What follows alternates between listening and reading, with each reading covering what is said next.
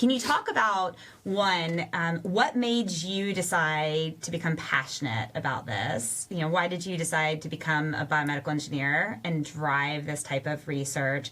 And do you have any stories that you can speak of where it's really impacted your life? I think when I went to college, I really wanted to go to medical school. I was taking a pre-med and I was going to take the MCATs, and I realized I spent a summer catching bees on a landfill. Oh, I love it. I'm a beekeeper, so tell me So more. I'm allergic to bees. Oh, no! And so I needed a job. I wanted to live on campus and take classes over the summer, and I wanted to get more involved in science. And I said, you can go work environmental science. I was really interested in the environment. Right. And they said, you're going to catch bees on a landfill.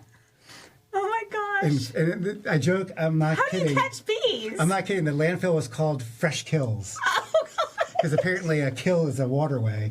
And so in New York City, I'm from New York, New Jersey, I went to Rutgers. And so we would drive every day to the Arthur Kill, which is where this big landfill was. They would bring these barges of trash, and they would do that.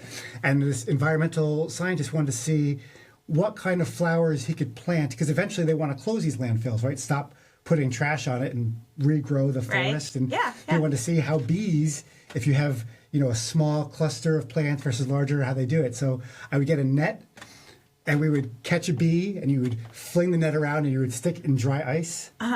And the bee would fall asleep from the carbon dioxide. Right. And then you had these little resin that they could put like a little tag on the bees. Yeah, yeah. I had decided sort of that summer that I loved research more than I loved the medical school part of it. Okay. And then I used that, and I got an internship at Johnson & Johnson the next year because they were so impressed by the bee story. They were like, wait, you caught bees all summer? Right. And tagged them and ran around a landfill catching bees?